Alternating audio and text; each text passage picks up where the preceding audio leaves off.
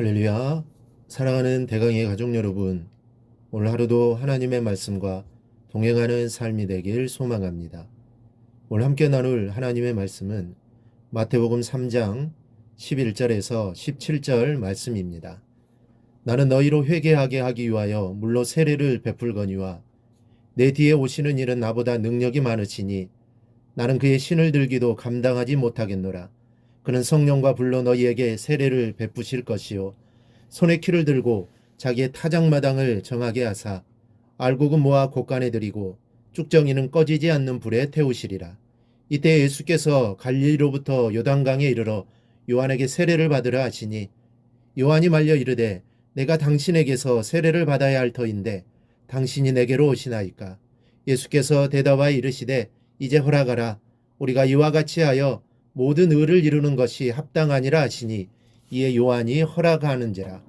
예수께서 세례를 받으시고 곧 물 위에 올라오실새 하늘이 열리고 하나님의 성령이 비둘기같이 내려 자기 위에 임하심을 보시더니 하늘로부터 소리가 있어 말씀하시되 이는 내 사랑하는 아들이요 내 기뻐하는 자라 하시니라.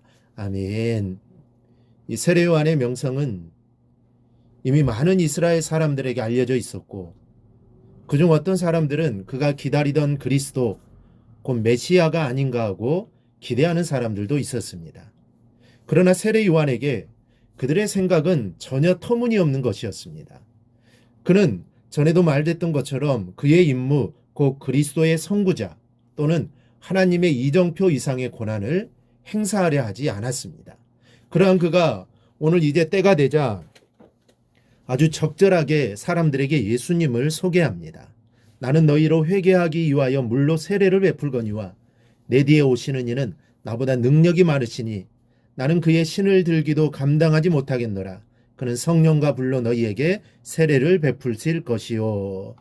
여기서 내 뒤에 오시는 이라는 표현은 세례 요한의 예수님의 선구자로서의 역할을 다시 한번 확인하는 말입니다. 거듭 확인한 것처럼 세례 요한은 예수님을 소개하는 사람으로 또한 예수님의 길을 예비하는 사람으로 태어났습니다. 그리고 그 직무 수행의 하나로 백성들의 마음을 하나님께로 돌이키기 위해 물로 세례를 주었습니다. 그러나 세례 요한은 자기 뒤에 오시는 이는 자신과는 달리 물이 아니라 불과 성령으로 세례를 주신다고 말합니다. 그리고 자기가 베푸는 물 세례는 사람들을 회개하게 하는 것이지만 예수님이 주시는 불과 성령의 세례는 그것과는 다른 것이라고 덧붙이고 있습니다. 이 불과 성령 세례가 무엇을 뜻하느냐 하면 불은 알곡과 쭉정이를 가르는 심판을 상징하는 것이고 성령은 예수님과 함께 새롭게 시작되는 생명을 의미하는 것입니다. 바로 예수님께서 믿는 자에게 영생을 믿지 않는 자에게 영벌을 주시기에 오신 분이라는 것을 가리키는 말씀입니다. 세례 요한은 계속해서 예수님을 자기보다 능력이 많으신 분이며 자기는 그분의 신을 들기도 감당하지 못할 만큼 위대한 분이라고 말합니다. 동일한 기사를 언급하는 누가복음에는 나는 그의 신발끈을 풀기도 감당하지 못하겠노라 라고 되어 있습니다. 이 당시 팔레스타인 지역에서는 여러 가지 풍토적 여건으로 인해 오늘날의 샌들과 같은 신을 신고 다녔습니다. 이 샌들 형식의 신발은 사막의 모래에 빠지지 않도록 하기 위해 여러 겹의 끈으로 발과 신을 묶어야 하는 불편함이 있었습니다. 그래서 상류층의 집안에서는 이렇게 신발끈을 묶고 푸는 일을 그 집의 종이 했습니다. 결국 세례 요한은 지금 자신을 예수 그리스도의 종에 비유함으로써 뒤에 오실 메시아를 한없이 높이고 있는 것입니다. 세례 요한은 자신의 위치를 정확하게 알았던 사람입니다. 조그만 것도 크게 부풀리며 또 신앙의 연륜이나 교회의 직분을 자랑하는 우리에게 주시는 이 교훈의 말씀이 아닐 수 없습니다. 세례 요한이 사람들에게 예수님을 소개하고 있을 무렵 요한이 있는 곳으로 예수님이 오십니다. 그리고 요한에게 세례를 받으시려고 하시죠. 그러자 요한은 예수님에게 이렇게 말합니다. 내가 당신에게서 세례를 받아야 할 텐데 당신이 내게로 오시나이까.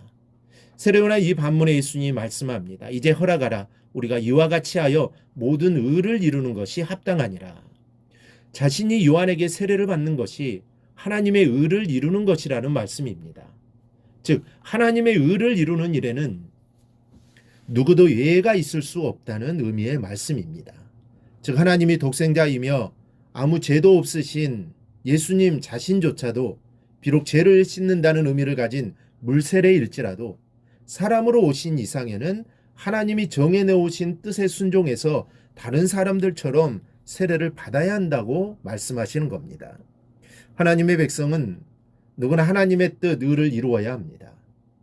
예수님이 죄인인 인간들이 죄를 사함받기 위해 받는 세례를 자청해서 받으심으로 누구도 하나님의 의를 이루는 일에 예외가 있을 수 없다는 점을 분명히 하셨다는 사실을 우리는 알아야 합니다. 예수님께서 요한에게 세례를 받고 물에서 올라오실 때 하늘로부터 소리가 들립니다. 내 사랑하는 아들이요 내 기뻐하는 자라. 예수님께 들려온 소리는 예수님이시기에 당연히 들려온 소리가 아닙니다.